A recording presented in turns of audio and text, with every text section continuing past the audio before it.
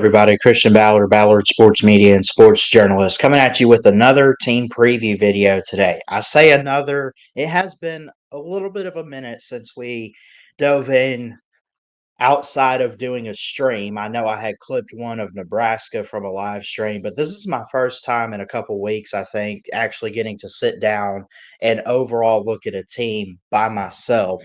And we're still, we're making some good progress. We're trying to get all Power Four teams this year if we can. And we're in April 4th, and we got till late August. That's about 4.5 months. Can we do it? I think so. I think we can. It's gonna take some focus, discipline to get prepared for these and really just finding the time for it. And I feel like I personally have more time than I think I do to do this stuff. But I don't feel that way some days because of my work schedule and stuff. So, but I think I do have more time than I think. Okay, Oregon Ducks 2025. What do we make of them from last year? Well, were they the best in the Big Ten? You would say, well, obviously, because they won the Big Ten. That's a fair statement. 13-1 overall, 10-1 in the Big Ten, and their only loss came to Ohio State in the Rose Bowl quarterfinal. Not semifinal, but quarterfinal. And obviously, we know what the champs were able to do as far as, well, being the champs and dominating pretty much everyone they played in the playoffs. So Ohio State did that. Now, Oregon had some close games throughout the season. 16-13 at Wisconsin, 32-31. They did beat Ohio State the first time. What were some other close games? Kind of close. They struggled in that first game with Idaho, 24-14. They still won by 10, which is double digits. So I'll give them credit for that. But I feel like a team like Idaho, I know it's the first game of the season, but you would think with how good Oregon was last year, they would have blew them out like 50-0. You would think that at least. But they got better as the season went on up until losing in the playoffs. So they even like, I mean, 8 points in the Big Ten championship game. They found a way to win defensively late against Penn State. So that was a close game, too. The goal for Oregon now is this. And there's, by the way, let me clear this up. If it doesn't happen this year, it doesn't happen. There's no, the seat's getting hot. There's no panic mode or anything like that. Because I think the way that Dan Lanning is set up right now with Oregon, it's upwards from here. It's an upward trajectory. Did I say that right? Trajectory? Anyway, he's going in the right direction, right? We're going to give the Atmos record predictions this year for these teams and what they could look like overall. And when you look at the fact that Dylan Gabriel is going pro, it's going to start with the quarterback position for Oregon. And I really don't think there's going to be too much of a battle. Here's who you have on the roster, though, for 2025. Now, it still lists Dylan Gabriel, but I think I'm like 9 times out of 10 sure he's going to the draft. So I don't know why he's still listed.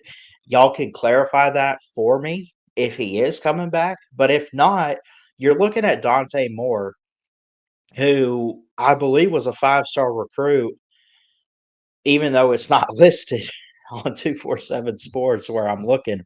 And I had to go there just because I tried to go on the Oregon Ducks official website, and I couldn't find the roster today for some reason. Y'all can try it yourselves, but maybe it just doesn't like me.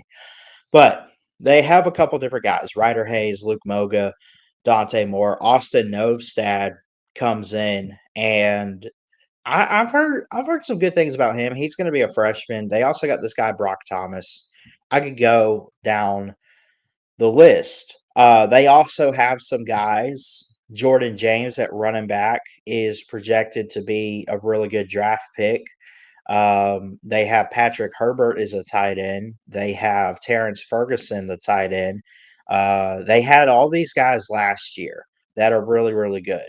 Now, from what I could find, which wasn't much, I don't have an idea of who's coming in. Like, well, let me put it this way. I don't have an idea of who's coming back. I really don't. I'm not going to try to fake it. I'm not going to give you false information. I don't know specifically who's coming back. I haven't seen anyone declare yet. Now, I have seen some guys work out at the combine, which would mean that they're declaring. So I kind of get that feeling like Dylan Gabriel's not coming back next year. Anyway, you get the picture. Regardless of all that, I think Oregon is set up to have a successful season in 2025. I really do. And I think they're going to be, as our buddy Uncle Lou would say, a playoff team in that. I think they could be, yes.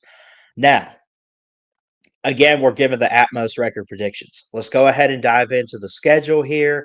I think we're looking at a pretty good year for Oregon. I'll zoom in just a little bit. They have their spring game April 26th at 4 p.m. Eastern on the Big Ten Network. I have to check that out if I can. Montana State should be no problem. Oklahoma State, uh, you could lose, but I doubt it. I just think Oregon, even with what they'll lose this year, I think Dan Lanning and his recruiting, basically to sum that part up, the talent's there and the coaching aspect is there for them to be good no matter who they have out there. At Northwestern, your rivalry game, what's this, the Civil War rivalry game with Oregon State? And then at Penn State. That could be your first loss. We'll come back to that in a second, though. Get the bye week October 4th. Everyone gets 2 bye weeks because of the calendar. Indiana, Rutgers Scarlet Knights, Wisconsin, bye week. At Iowa, could be tricky. Minnesota, we don't know what to make of them yet. USC, could be good, could be bad. We'll see what Lincoln Riley does. And then at Washington. Okay, then you have the Big Ten championship intact. I don't see much of a tough stretch of games on the schedule, is what stands out to me. I don't see that whole, well, if they could just get through October or November, they'll be good. I don't see that. I see it as pretty straightforward. Just go out and play each game. Now, you never take an opponent lightly, obviously. Oregon's probably not going to do that. Now, could they slip up early? They could. They could have some close calls like Oklahoma State or Northwestern on the road. Um, Oregon State is a rivalry game. You never take rivalry games lightly. That could be a potential trap or upset, especially looking at Penn State on the road at Beaver Stadium on September 27th, which kind of makes me scratch my head. Who else plays on the 27th? Bama and Georgia. Anyway, that'll be a big Saturday. But no, I look at Oregon. I say, okay, you got this Civil War rivalry on the 20th.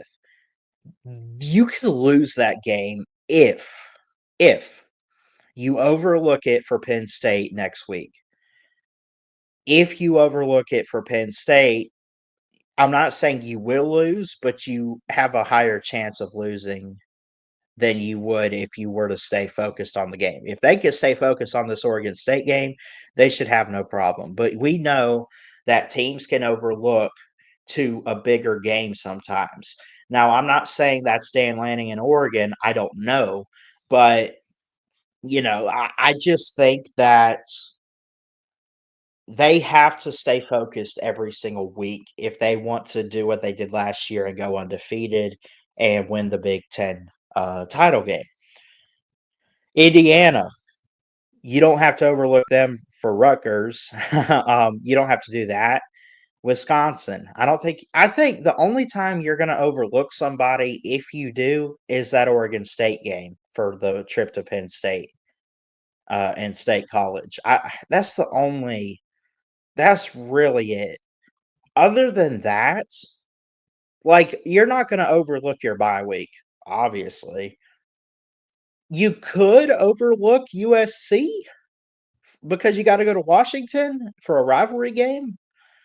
But even that is like late in the season. I doubt that. I doubt it. Anyway, overall, pretty straightforward.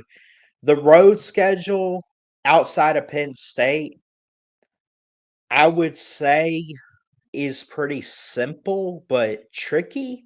Like Kinnick is a tricky place to go. Washington, that's like I said, that's a big old Pac-12 rivalry. You got to be careful with that. I don't care how good the teams are, how bad the teams are. You got to be careful. Rutgers on the road. Now, Rutgers has been a team to get better over the last few years, but I think Oregon should go to Rutgers and absolutely pound them. I really believe that. Overall, I think it sets up pretty nicely. Now, what I don't do here is predict undefeated seasons. So we have to give them a loss somewhere. And if we're being honest with everything Penn State's bringing back, I got you 11-1 with the loss to Penn State. Now you could end up going undefeated if you play your cards right and win that game. Other than that, like I got to hear from you guys on all this in the comment section. Can Oregon mess up anywhere else on their schedule? They could, obviously, because any given Saturday, right? Upsets, close games, trap games, stuff like that. We get it. But I don't see how Dan Lanning comes into this season with a wrong mindset. I just don't. Maybe that Oklahoma State game early, maybe Oregon State because it's a rivalry game, but then Penn State, that's it. Now, Wisconsin, Indiana was a playoff team last year. I will say that. But getting them at home, if that's on the road, I I kind of shake my head at it a little bit, especially considering you're coming off a bye week and a road trip to University Park in Pennsylvania to Penn State. That I I don't know, man. I think Oregon's going to be good. I really do. I know Dylan Gabriel is gone. I know that Jordan James or whoever, like some of these guys are gone. You bring back Jabbar Muhammad on the defensive back, secondary and everything, and there's a lot of guys coming back. There's a lot of new guys coming in. There's a lot. There's some 5 stars out there. Freshman Elijah Rushing is a linebacker, 5-star recruit. I'm looking. Mateo Uyunglele comes in for year 2, 5-star recruit, brother of DJ, St. John Bosco's, and everything like that. So, but overall, the talent is there for Oregon. The talent is there, and they have a chance to be very successful. Again, I'll predict them 11-1 for 2025. The loss to Penn State. They could easily win that game and go 12-0. They could. But we don't do that here. We don't predict that because you got to take a loss somewhere, and it's very hard to do that. And then it's hard to do it in back-to-back seasons for anybody. Like Georgia, even when they went back-to-back in national championships, um, they lost. Where did they lose? Well, okay. So 2021, they had lost not necessarily the regular season, but like they lost the SEC, and then they got revenge on Alabama. So they had a loss when they won their first title under Kirby, but then they went undefeated the next year. Now that's something different. They didn't go back to back and undefeated twice. Anyway, y'all get that. I'm gonna get out of here. I've gone on too long. 11-1 with a loss to Penn State. That is Oregon 2025. Let me know what you guys think. I love you. Jesus loves you. God bless.